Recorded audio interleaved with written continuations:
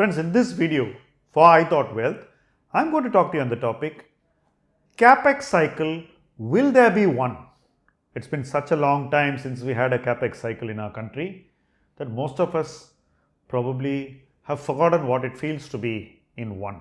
Our memories of the last CAPEX cycle are clearly more than a decade old, and the CAPEX cycle actually started 2 decades ago. Many of you probably were not in the investment world even when the last CAPEX cycle ended. So the question of recalling or remembering or leaning on past experience is not there for many market participants. Interestingly, even analysts, those who write on investments, those who write on the economy are all much younger, and they come with a certain freshness that does not help them understand or decipher what happened the last time. Many of us did not even participate in the last CAPEX cycle. Some of us were only spectators. Some of us played the last CAPEX cycle only through the commodities. So everybody comes with a different perspective. Memory is probably the only way in which we can jog back what happened. And looking at the past will give us some idea to compare and identify whether we are seeing similar trends right now. The last CAPEX cycle started around 2002.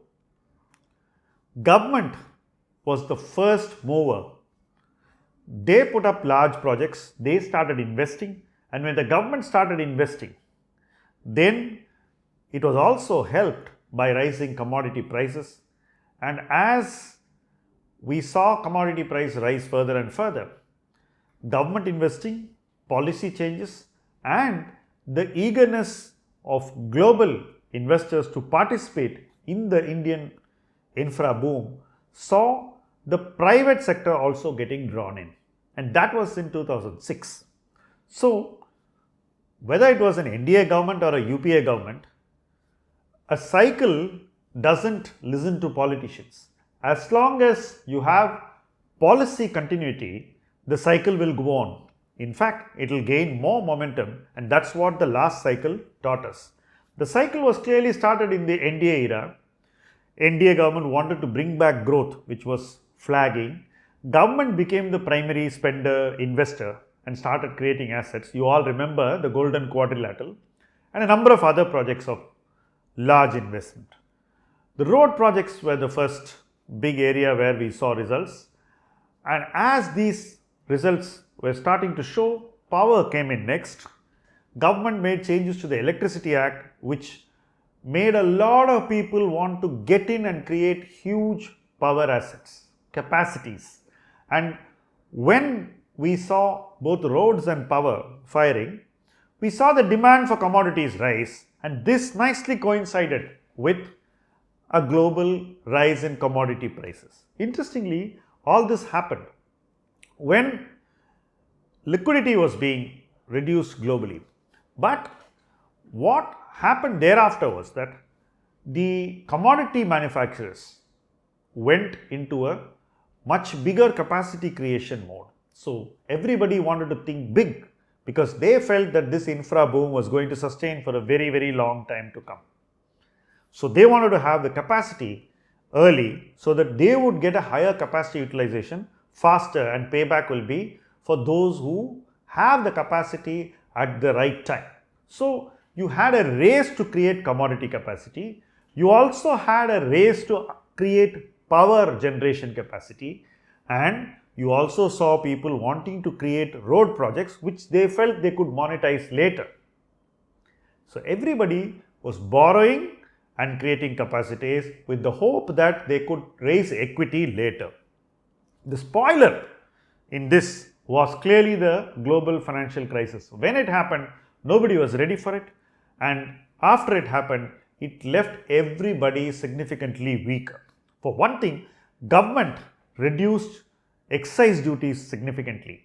When they did that, they had to give up their own revenues, and when their revenues came down, their ability to invest also shrank. So government's ability to invest was significantly reduced, and Subsequently, we also had the ghost of inflation rearing its head in India, and the government had to battle inflation on a war footing. Also, when inflation went out of control, investment flows of global entities turned the other way. So, we had outflows. So, all these crises happened one after another post the GFC, and corporate India was not strong enough. It did not have balance sheets which could sustain the kind of debt that they had taken. Raising equity at those low valuations became meaningless, and everybody was hoping and praying that commodity prices would come back. But we were battling inflation within our country. Globally, commodity prices didn't make the expected comeback. Capacities which had been created were very, very significant, and utilization was not going to come anytime soon because investments had slowed down. And that's how the cycle came to an end when we started battling inflation in 2012. Subsequently, government has been investing. There has been one more government change in 2014, and that government has continued post 2019. But the will of the government to be a very, very big player in infrastructure came back sometime in 2019 when we created the cess on fuel, from which a significant amount would be invested nationally in creating infrastructure assets. Now that has now grown, and it has been growing at a very, very healthy clip. Interestingly, the last time we had a boom in infra, the CAPEX growth was at a rate of 23%. The government CAPEX was growing at 23%, right? CAGR. And now we also are likely to have a similar growth in government CAPEX, and we need to see what private CAPEX is going to follow. Still, we are not sure whether private players are going to do big CAPEX. But interestingly, capacity creation in commodities need not be rushed. We still have capacities. There's a lot of brownfield happening. Efficiency gains will also give us more capacity. So, we still have enough capacity to fuel 2-3 years of growth. So, the CAPEX cycle in commodities can be done at a slightly later stage. But I told you about the last time that people wanted to have the capacities come in early so that their utilization will go up faster than their peers, and their payback will be faster because they will be able to go towards a higher capacity utilization much faster.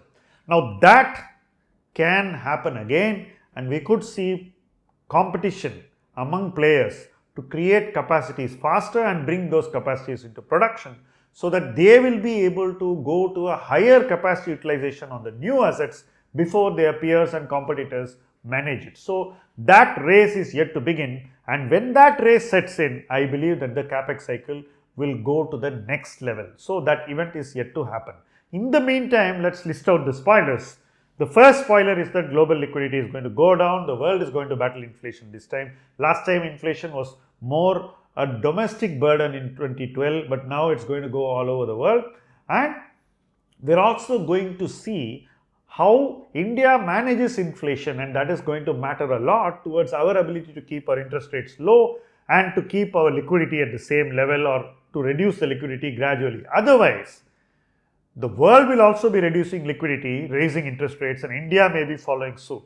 And India may need to do it more aggressively if our inflation goes out of control. So these factors will have a very strong bearing on how our CAPEX cycle once again gets its momentum and private players start creating manufacturing capacity in commodities. So the commodity capacities will be created depending on this sentiment and how confident people are.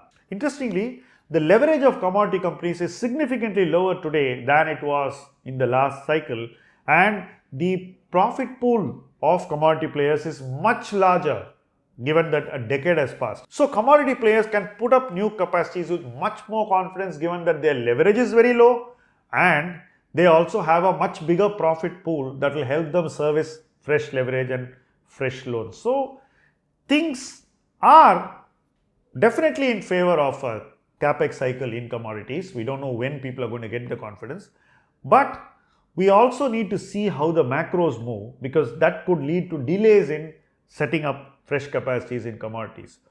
But other areas where capacity utilization is now rising will also see fresh capacity creation.